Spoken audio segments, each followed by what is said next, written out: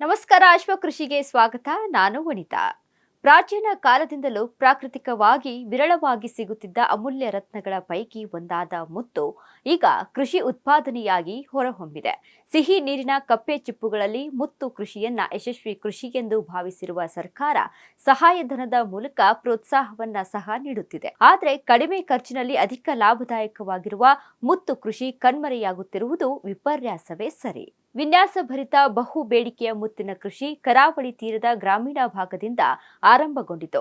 ಕಡಿಮೆ ಜಾಗದಿಂದ ಸುಲಭ ವಿಧಾನದಲ್ಲಿ ಹೆಚ್ಚು ಆದಾಯ ಗಳಿಸಬಹುದಾದ ಸ್ವ ಉದ್ಯೋಗ ಮಾದರಿಯ ಕಸುಬಾಗಿದ್ದು ಜನರ ಮನದೊಳಗೆ ಹೊಸ ಚಿಂತನೆಯೊಂದು ಚಿಗುರೊಡೆದಿದೆ.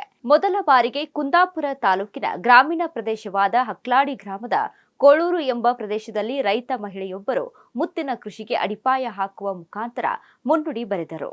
ಆದರೆ ಕೆಲ ಆಯ್ದ ಪ್ರದೇಶ ಹೊರತಾಗಿ ಮುತ್ತು ಕೃಷಿ ಗ್ರಾಮಾಂತರ ಪ್ರದೇಶಕ್ಕೆ ಮಾತ್ರ ತಲುಪಿಲ್ಲ. ಕೃಷಿಯಿಂದ ಮುತ್ತು ಉತ್ಪಾದಿಸಬಹುದು ಎಂಬ ಸಣ್ಣ ಮಾಹಿತಿ ಸುಳಿವು ಜನರಿಗೆ ದೊರೆತಿಲ್ಲ. ವೈಜ್ಞಾನಿಕ ತಾಂತ್ರಿಕತೆ ಬಳಸಿಕೊಂಡು ಉತ್ಪಾದಿಸಬಹುದಾದ ಮುತ್ತು ಕೃಷಿ ಪ್ರಚಾರವಿಲ್ಲದೆ ಸೊರಗಿದೆ.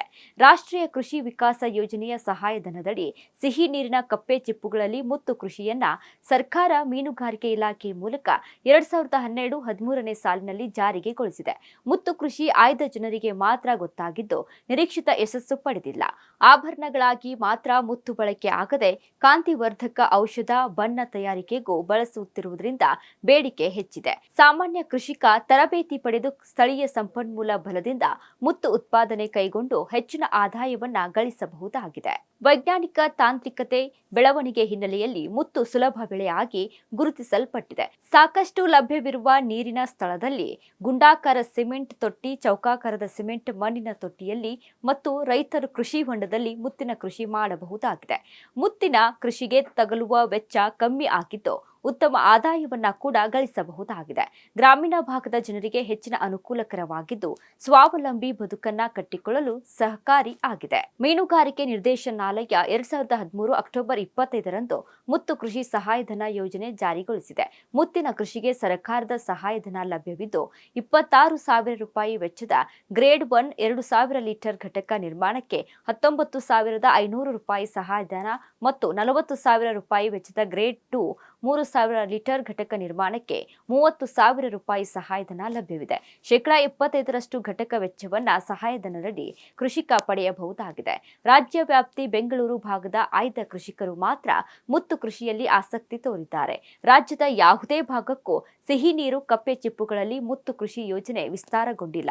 ಬೆಂಗಳೂರು ಕೃಷಿ ವಿಶ್ವವಿದ್ಯಾನಿಲಯದ ಸಿಹಿ ನೀರು ಕಪ್ಪೆ ಚಿಪ್ಪುಗಳಲ್ಲಿ ಮುತ್ತು ಕೃಷಿ ಕುರಿತು ತರಬೇತಿ ಪಡೆಯಬಹುದು. ಇನ್ನು ಸ್ವಂತ ಅಥವಾ 7 ವರ್ಷ ಗುತ್ತಿಗೆ ಪಡೆದ ಜಾಗದಲ್ಲಿ ಮುತ್ತು ಕೃಷಿ ಮಾಡಬಹುದು.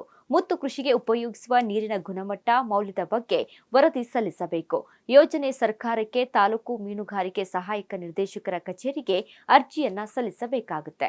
ಗುಂಡು ಅಥವಾ ಅಂಡಾಕೃತಿ ಮುತ್ತು ರಚನೆಯಾಗಲು ಸುಮಾರು 1.5 ವರ್ಷದಿಂದ 2 ವರ್ಷ ಬೇಕಾಗುತ್ತದೆ. ಆದರೆ ವಿನ್ಯಾಸ ಮತ್ತು ರಚನೆಯಾಗಲು ಸುಮಾರು 10ರಿಂದ 12 ತಿಂಗಳು ಸಾಕಾಗುತ್ತದೆ.